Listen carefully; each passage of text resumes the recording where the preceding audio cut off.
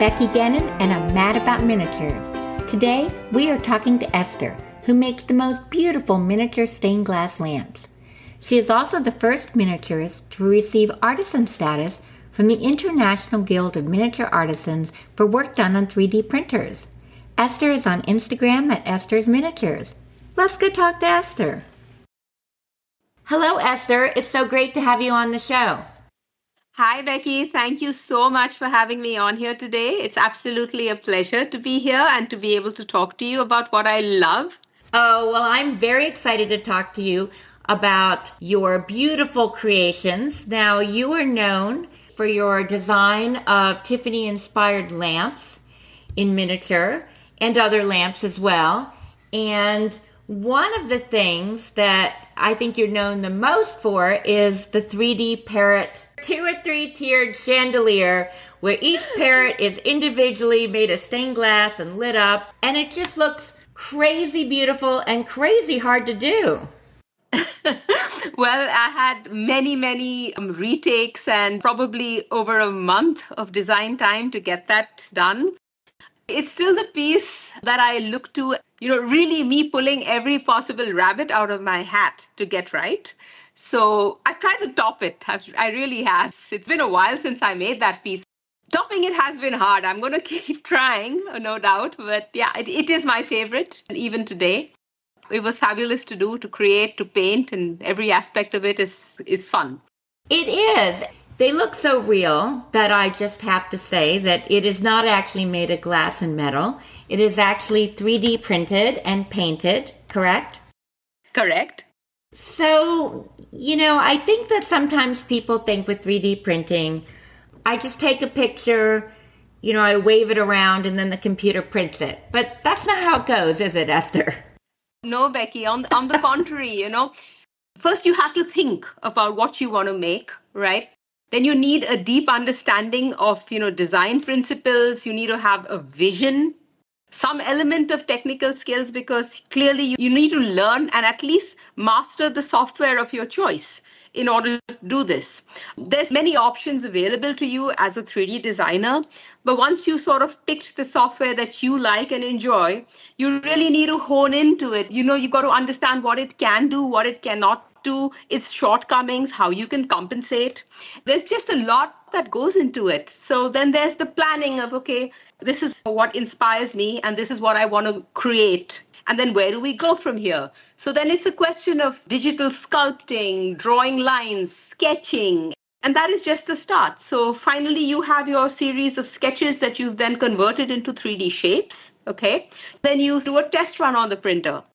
And this could take hours, days, or weeks from the time the idea first came to you. Even after all that time, your print could still fail because you've missed out a step, or you haven't done something vital, or you haven't thought through, all elements of your design. And then you go back to the drawing board, literally. You don't start over, but you have to definitely go through, retrace your steps to a considerable extent to figure out how you can do better so that your second, third, or fourth iteration will actually work. Finally, you might have something, okay, that you can use. And then it doesn't end there. You still have to paint it. You have to make somebody believe. You got to make resin look like glass. You got to make resin look like metal. You have to you have to paint. You have to create the illusion of what it is you want to duplicate in miniature. So there's a lot to 3D printing, in this regard. I'm grateful that this technology exists because I do think that it's going to draw in more people to the hobby. A lot of people will have 3D printers because, schools are using them, colleges are using them, they are in universities. But unless you actually go to a shop-based vocation, you're not going to find saws and those tools available because the 3D printer sort of doubles up as many things. You can do a lot of designing on it. Right. It's going to bring people into the hobby, and I sincerely hope more people take to it because a lot is possible with it. Yes, I think that's true. And I think it's important to bring more people in and do different things than maybe you could do, with wood carving, because it doesn't need to replace it. It can add its own things that couldn't be made otherwise. Like, for example, your stained glass could not be made out of stained glass and metal. One would be hard-pressed to find glass sheets thin enough Right. That would be the first stumbling block. If you're going to scale down a Tiffany lamp or a Tiffany style lamp, the first thing one would do is measure the thickness of the shade and then say, okay, what's 1/12th?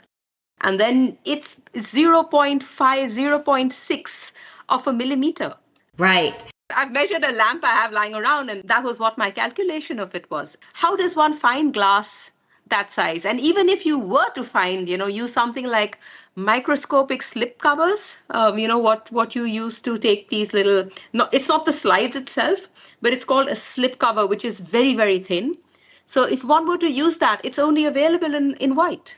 It isn't available at all in parrot shaped, is it? No, it's not. No, it's not.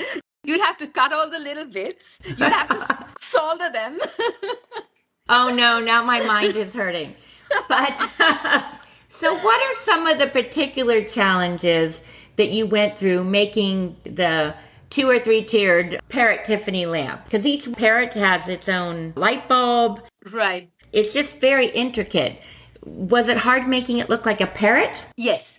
Actually, to get the parrot to look like a parrot was really, for me, the biggest challenge because, I use a software called Shaper 3D.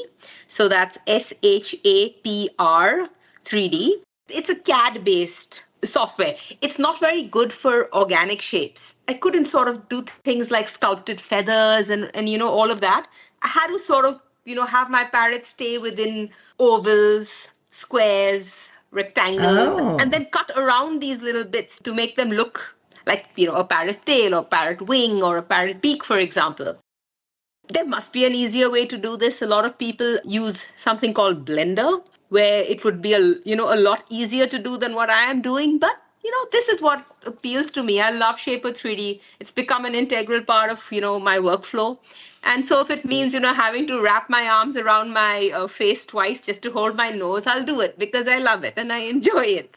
So yes, getting back to your question, Becky, the parrots were perhaps the first challenge. But, once I, in my mind, broke them down into, as I said, ovals and circles and rectangles and, worked with those basic geometric shapes because that is the strength of my software. The next challenge was then hiding the wires. Okay.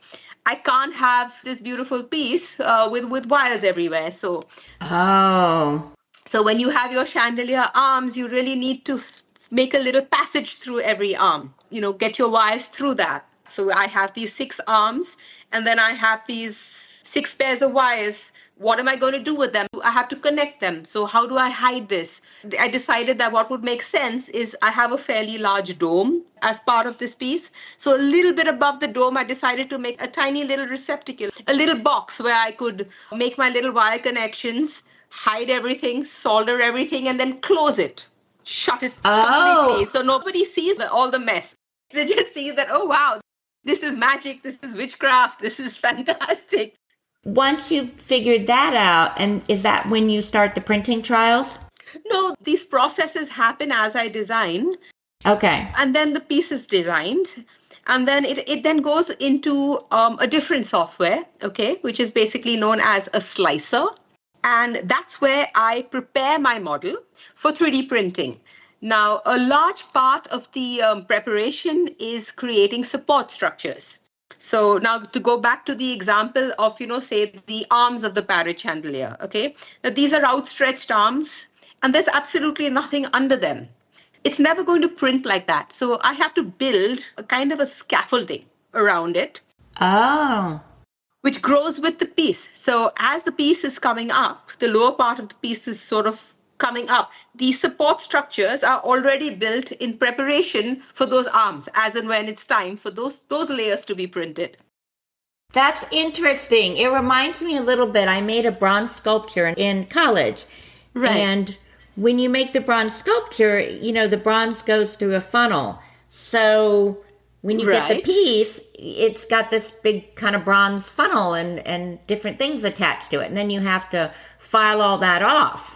Exactly. So, yeah, you get it. You couldn't have that unless those little sprues were connected to it.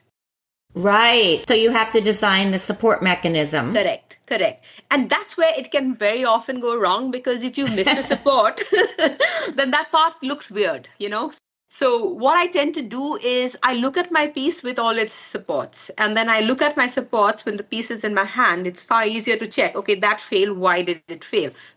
Do I need to actually attach more supports in this area, or do I need to redesign the piece? Because it doesn't matter if I had more supports, it's going to fail regardless. Oh, so the supports can make that big a difference. You may actually have to redesign a piece.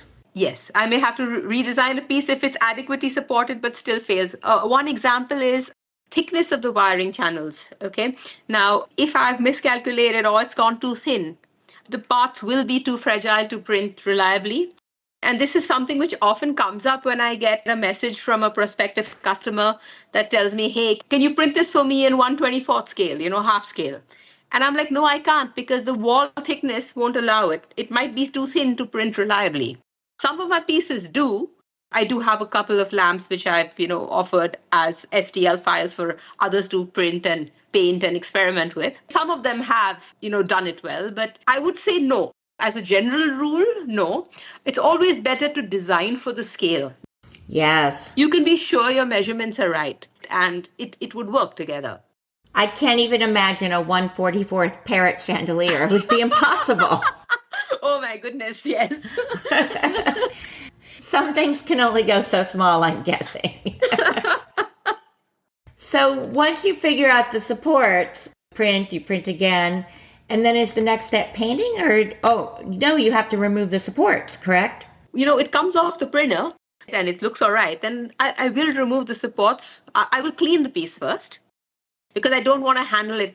I'm wearing specific equipment to prevent the resin getting onto my hands because resin is a contact allergen and it's always good practice to keep it completely off the skin. And so I wash it. I wash the parts well. And once it comes out of its washing station, I remove the supports. How do you do that? How do you remove the supports? Just with my hands, I peel them off. Since I make kits, also for others to paint, if I over-support a piece, making many, many versions becomes difficult because then the support removal takes time. I'm always trying to sort of, walk that very thin, narrow line of ease of support removal so I can give my customers kits without it being stressful for me and me breaking too many pieces. Right. As I go along or as I try to remove a very complex scaffolding or support mechanism. I see. So for the pieces you offer kits for, that's especially important. I try to get the supports right. And often it takes 2, 3, 4 variations before I do. Like on something like my Murano chandelier, over supporting it is not good because if you have to exert too much pressure in getting the supports off, you're going to break your piece. The Murano chandelier is just, the lines, the flow of it is beautiful. But I can see that. So you remove the supports, and then do we get to paint? Then we cure. No, then we cure. Oh, okay. So my washing station has also a UV light in it, so that it becomes a curing station. So I put the pieces there I usually put them in a bowl of water because I feel that, having them submerged in a bowl of water tends to help the UV light sort of, refract all over the water surface and evenly cure the piece. Interesting. Otherwise, what happens is that if your top part is exposed to the light, that one cures well. And then the underside is a little bit sticky, has to be flipped around and then cured again. So, doing it in water, you don't have to worry about that. Yeah, then you're ready to paint. Then we're ready to paint. That's effectively part 2 of the whole process because it takes as long to get it, to look good, to look great. You want that photo or that vision in your mind to actually come forth. Yeah, so when you paint, do you make up your own color schemes? Are some of them reproductions of Tiffany lamps? Is it a little mix? If the lamp has a color scheme and if I'm trying to duplicate an antique, I'll stay as close to the original as I can. But I'll do that for my first prototype, for example. And then you always have people that say, I wanted to match that wall or I wanted to match that decor. Please do this, do that. So people make you think of the other combinations, other palettes, and that's where the fun is. And you love color, Esther. You love color like I love color. You love to use all the colors all the time, right? Yes. I'm from a country that thrives on color. We have a festival of color here. So colors are celebrated, and so you experiment and you do a lot of different color palettes. I do. I use glass paint for my painting because I find it's the best way to get it to look like glass. And it does. And what kind of glass paint do you use? It's a French company called Pebeo Vitrail. Pebeo is the brand. And then the subgenre is Vitrail. Vitrail. Yeah, not to be confused by their other brand, which is called Pebeo Vitria 160. I avoid the 160 because it's an oven bake paint. Apparently, baking it in an oven is supposed to make it dishwasher proof. Not a real concern for us as miniaturists. We are not putting our pieces in the dishwasher. But it does also say it makes it dishwasher proof and brings out shine. So I'd rather go with something where the shine is there to begin with and it'll air dry slowly rather than expose it to 160 degrees of oven temperature, which is then likely to warp the resin. So Yes. So just a warning, those parrot chandeliers are not dishwasher proof, right? No. Do not put them in the dishwasher, people. That's funny. Okay, well, thanks for explaining the difference in the paint. So do you paint the colors first? No, I start with the outline. So basically the, simulating of the leading. Yes. Because when you're looking at a piece that's freshly cured, it's all looking fairly translucent and you don't really see your areas well defined. The minute you outline those raised lines, and you can do it with a permanent marker, or you can do it with paint, or you can, there's a whole bunch of ways. So long as whatever you use is permanent, you actually see your design a lot better. So your flowers have definition, your parrots have definition, the motifs on your pieces have the definition, and then you can start, as I'm outlining, the colors are starting to come to me that, hey, I'm going to do this like this, so I'm going to paint this like that, and I start playing around with these ideas as I'm outlining. And I don't always outline in black. I like to use bronzes. I like to use golds. I play a lot with these variations because I think it can enhance the piece in the end. What do you use when you're doing a bronze or a gold? Do you use a paint? Do you use a marker? Well, if I'm using a flat black, I have a lovely marker that gives a very, very deep black. So if I'm working on lighter colors, that has a lot of impact just because of the contrast. Right. I try to create a lot of contrast in my work because I feel that makes it pop. So I'd use black for that, but then I also would use bronze, I'd use golds. When you use a bronze, are you using a marker or are you using paint? If I'm using a gold or if I'm using a black, then it's the marker. Okay. If I'm using a bronze and I use a paint with a toothpick, I'm outlining with the toothpick, the raised lines. Sounds horrendous, Becky, but it's not. You actually told me this when we talked before, that it's not a regular toothpick. It's a metal toothpick made for painting. Yes, made from brass, and it's by a company called Ammo, AMMO, by BY, MIG, MIG. And they make these toothpicks and they come in a set of 3. I absolutely love them because they are sharp, but they don't scratch the surface of your resin. Oh, wow. Each piece is really crafted perfectly. So I have 3 and I still have 3 and I look after them. And I use them also to paint, not just outline. You just sort of dip your toothpick into your paint that you've dispensed onto your palette. And then you just drop it into your various sections. That's the easy way, of course. But you could sort of literally do a whole paint by number thing by saying, okay, I want these parts in red. And then you go dip, place, dip, place, dip, place. And the glass paint will just spread itself beautifully into the area it's meant. And because of the outlines, which are slightly higher, okay, the paint doesn't overspill. It stays within its little well or cavity or, recess. So how many coats do you have to do? Just one or more than one? Just the one. In fact, I don't recommend doing a second coat, especially over dried paint, because then you'd see it.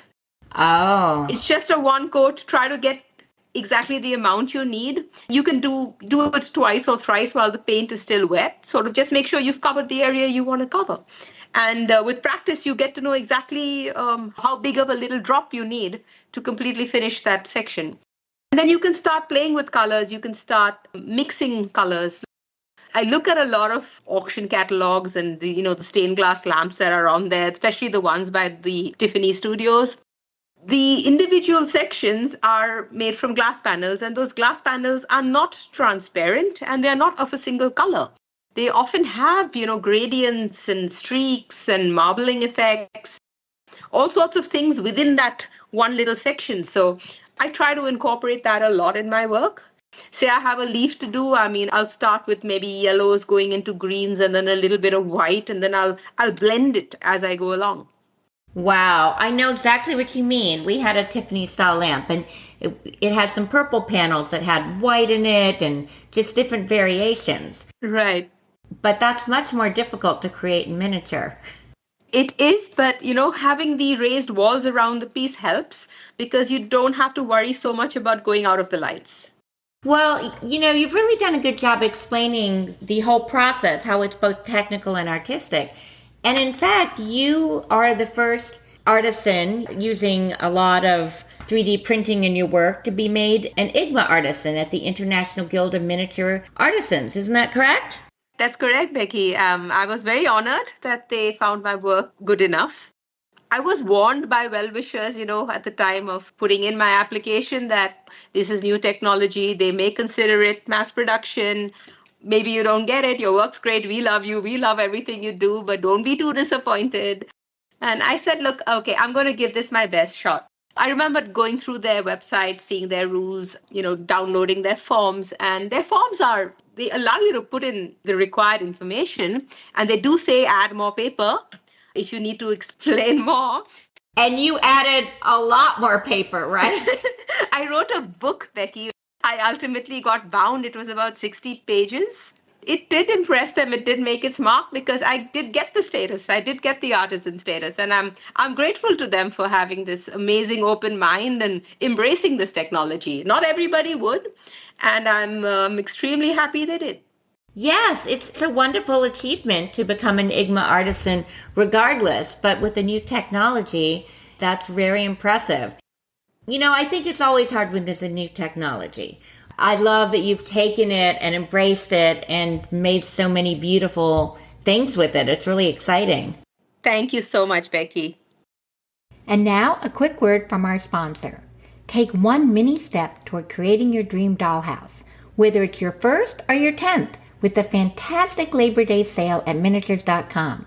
From August 27th to September 9th, you can enjoy 30% off site-wide, plus an extra 10% off orders over $100. Check out their discount policy for all the details. Celebrate your love for miniatures with miniatures.com.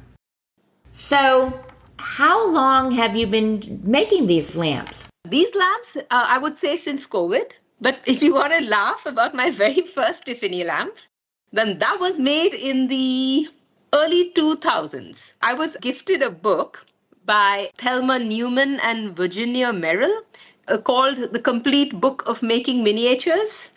It was a black and white book with a few color inserts, if I recall correctly. I was fascinated. That would be, I would say, my first foray or introduction into miniatures. It was a friend that gifted me this book and said, oh, you have to take a look at this and look at all the things that, we can do. And her eyes were all sparkly and shiny. And I took my first step down the rabbit hole with that one. Okay, so the question that comes to my mind is, what made her think that you would be interested? Did you do a lot of craft things? Did you build a lot of things? I always was creative, and I think I was doing something with jewelry at that moment and little tiny beads. Okay. And she's like, take a look at this. She's French. She's from France, and they have a big miniatures hobby there. And she said, you should try this. Take a look at this. I think, you take to this like a duck takes to water. In those pages, there was this, okay, how do you make a Tiffany lamp out of a ping pong ball? So I did. I cut it in half and I drew out lines, with marker, and everything was crooked and the lines were not straight, of course. But I did get to the point where I painted it. And then it was, oh my God, I have to put a bulb in this thing. Oh no, I'm going to electrocute myself. Forget it, The whole concept of electricity was scary to me. So again, it was yet another challenge that I had to overcome and, get familiar with wires and solder and making connections and knowing that I'm not going to blow myself or the house up in the process. A very important safety tip. Do not blow yourself up. So you did teach yourself all the electricity too. I did.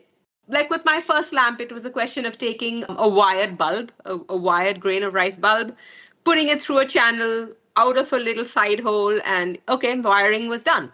And then it was, okay, I wanted to do something with two bulbs. So figuring out how I could do that. I'm not sure if you've actually seen that piece on my Instagram, but there are a couple of my lamps lights in the base as well. Yes, I have seen those. That's where the second bulb comes in. So trying to figure out how to do this. And then I jumped into the parrot chandelier. So it went from 1 to 2 to 6. Yes, 6 is quite a bit. So you really started making miniatures in the form you are today during COVID. During COVID, at least the whole 3D printing element of it.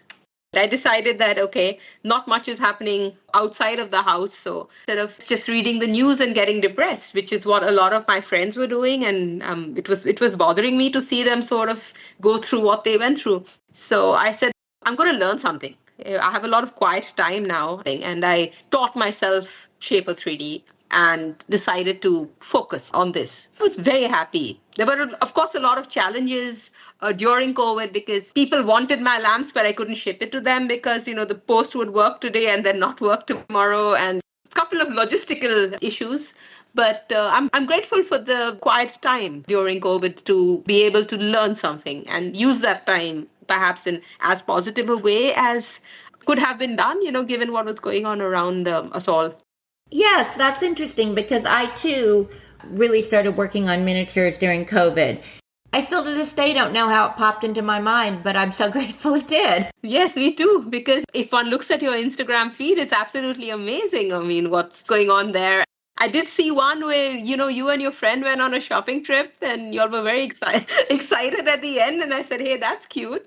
That I miss because none of my friends, we don't have the access to go out to a miniature shop here.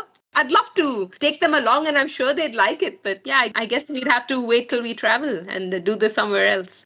That is actually my most viral video. I think it's at 20 million or some incredible thing. It was just me and Tanya, who is a Barbie collector. My grandma gets real. And I was in California and I went over to her house and she showed me things and we made some stuff. And then she said, I have to show you this Deseo Japanese store, kind of like a dollar store. Okay. We went and they had some miniatures and I just sort of filmed it as an afterthought.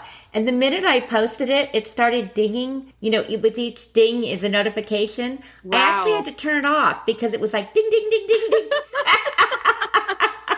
Amazing. Yeah, but sometimes it's funny because sometimes the ones you work so hard on don't do as well, and then you do a throwaway, and you just never know with Instagram. It's a crapshoot. Yes, but that is an issue in India, getting supplies, and there are no dollhouse stores, so it's a little different, right? That's right. Speaking of supplies, I did dabble in woodworking a little bit. Wanting to make some cabinets and things. And now India's known for its teak wood. So I figured, hey, what better place than here? It was impossible to source things that were thin enough. Supplies were then definitely an issue. So again, I'm happy I found my medium of choice, which is resin. I can work with it. I can make it look like how I want it to look without having to be completely dependent on importing my supplies for this work that I do. Yes. I do get my bulbs from overseas because I have a couple of suppliers that supply me with the really small grain of rice bulbs. Circuit is one, CR2S, Carl, he's amazing. That's really interesting because that's another argument for 3D printing is that in some countries they might have access to the 3D printing, but not all the other specialized things that would take to make miniatures. Exactly. I do feel that 3D printing, it will reach the hobby out, to more people who would not have thought about it otherwise. It does add a new and exciting aspect to it. And who knows, I think we've only just begun to see what people can make with it. Exactly.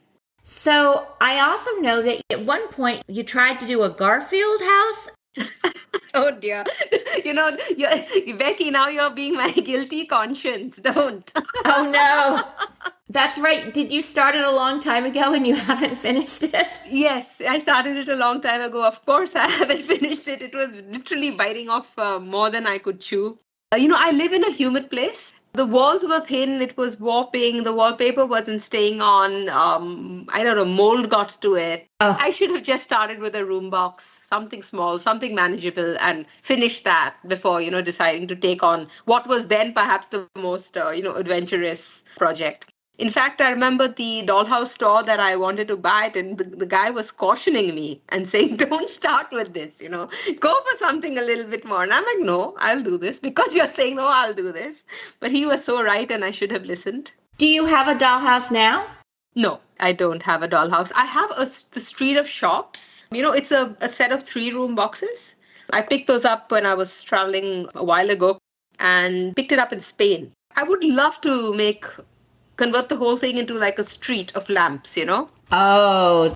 Tiffany inspired and beautiful. They have beautiful windows. All of them have fabulous windows. Do a bit with, my lamps and having it as like a display piece. That would be beautiful. So why Tiffany lamps? Have you always loved them? What made you think, not only am I going to start making miniatures, but I'm going to specialize and make little tiny Tiffany lamps? Well, we had a pair of Tiffany style lamps in our home in Mumbai. As a little girl growing up, and I remember that they were orange and green. And I remember sort of laying on the couch and just looking up at them, and then the lights would go on, and then there'd be this brilliant color all across the ceiling, where you'd see these little motifs and like a kaleidoscope almost go around. Well, there must have been something at the back of my mind, because the minute I got that book given to me, one of the first things I made from the book was then also that Tiffany lamp. Yes. Also, one of the first miniatures I bought was a Tiffany lamp. I think Circuit makes them. It has a very multicolored shade, and it's sort of square. And oh, yes. Yeah, it's all colors. You get them in white, and then you get the colorful ones. Obviously, I went for the colorful one. Of course. So then there was all that. Clearly, something drew me to these pieces. Also that feeling that, okay, I'm doing something that's not possible to do using traditional materials, because, I fight with myself sometimes saying that, the wood needs to be wood, glass needs to be glass. That traditional mindset is there because I do have that in me, but then I'm like, no, let's push that away to the back for a minute and say, okay, you can't do it believably in glass. The glass is just not there. It's not available. So simulate it somehow, get away from this mindset. It's a bit like sewing, when I did a couple of dolls, the costuming always, got me down, so to say. It took a long time because I wanted to sew everything. Now, everybody said, don't sew, glue. You're not going to be able to match the fineness. Your thread is probably too thick. As fine as you might be able to find it, it would still be too thick to be in scale. And every bad stitch you take is going to be visible. So glue instead of sew. But I wanted to say, no, if the costume, it has to be stitched. It has to be removable, things like that. So there's been a bit of arguing with myself as I went down this path. I can understand that, but I think you have resolved that issue, I hope, in your mind, because these beautiful things wouldn't be possible otherwise. I have, Becky, I have. And thanks for the thumbs up in helping me realize that it was perhaps a good decision to stay firm on what I'm doing and take this further, perhaps, do more with the printers. Yes. See what else is possible, how else I can create things that would, help the miniature community or bring in some form of innovations which could be useful for somebody. Oh, yes. I'm sure there's things like that are going to happen. Right. I mean, with any new material. And I wouldn't be surprised if you were the one to come up with something else. Oh, Becky, thank you. But I do think it's interesting, to me, these childhood memories of ours, they are so much more important, I think, in shaping us than we think, because you just have this beautiful memory of a Tiffany style lamp from childhood. Right. And it inspired all of this for you to make all these beautiful lamps, just like I had all these positive connotations from dollhouses in childhood. And then it just popped into my mind. It shows you how strong those early memories really can be on a person. I think as kids, we've all had our happy spaces. So I do remember being very happy, lying down on that couch, looking up at that ceiling and seeing that splash of kaleidoscopic colors. Ask me to sit still now and just look at something and I just can't. But clearly I could back then, and I'm glad for it because it created this little seed somewhere, which has taken a while to take root and, become this little plant. But I'm happy it's doing that now.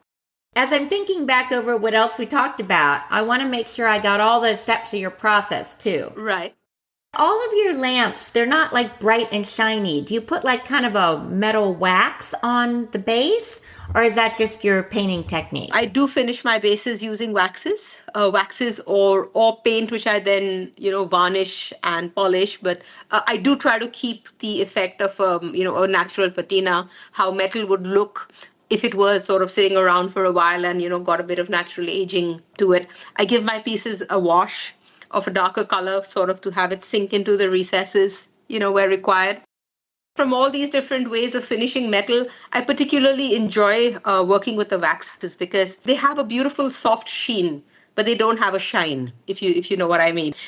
Oh, yeah. They're made from natural metal. There's a percentage of natural metal in it. Once you lay it on, it looks a bit waxy. And once the piece is dry, you can take a soft cloth and buff it.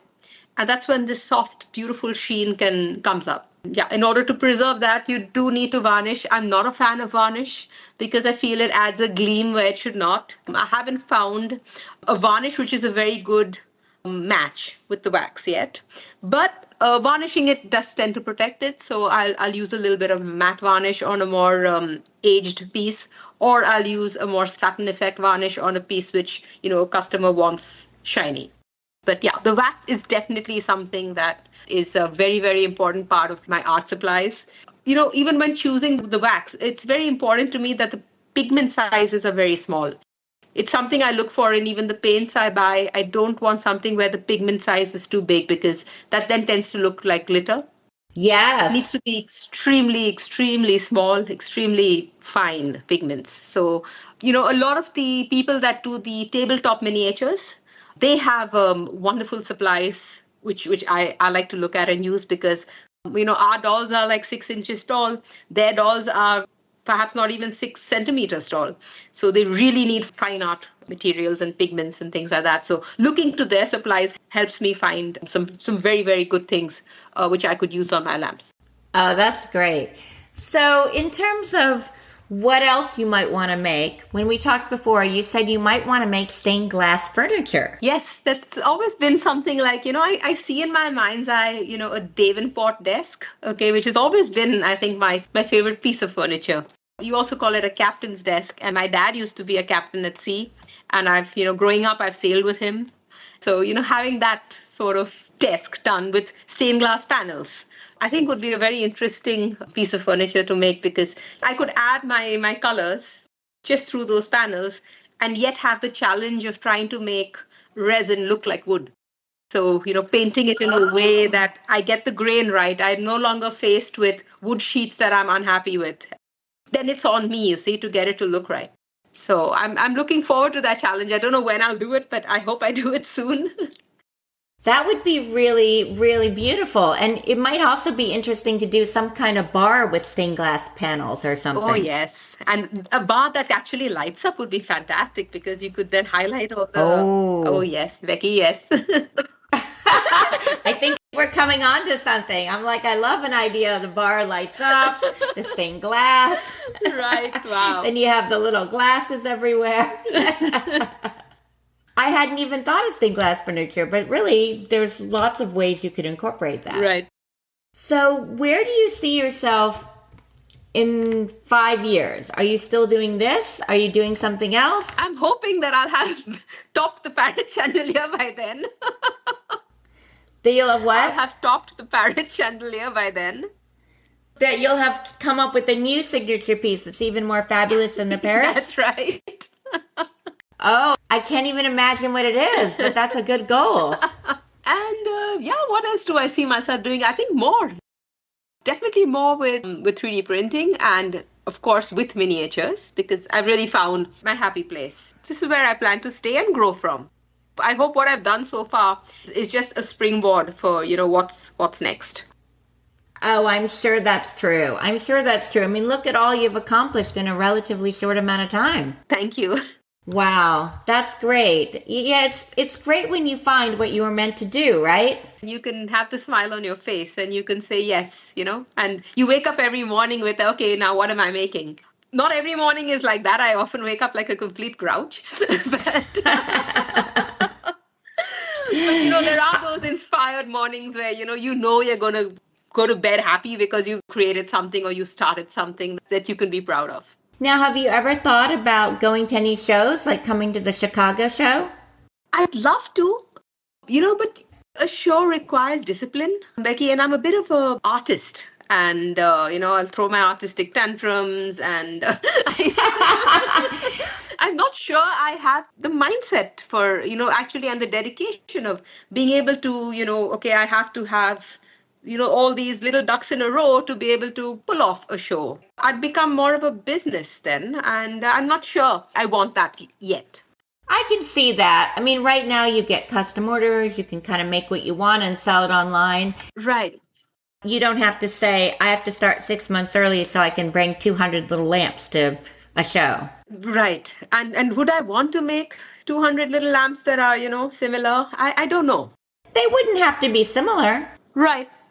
But the 200 of them, and then if somebody wants them, and then I'd be, no, it's for the show. I totally understand that because I don't make and sell things either, but that's how I would feel. Like I would just get too distracted, like I'd make something, then make something else to have that discipline to be like, yes. I'm going to make all this stock and I'm not going to sell it and I'm going to make a display. I know exactly what you mean. Right. And there's a lot that goes into a show apart from the, the careful packing and then the unpacking and then the setup, the whole setup of your pieces. I did, in fact, I wanted to book for the, the 2 years ago, the Guild show. And I wanted to be there. I had booked classes and I booked my table and everything was going, but then I couldn't get a visa last minute. And so the class then continued as an online class with me teaching them virtually. There were students that were present in the hotel, in a room there.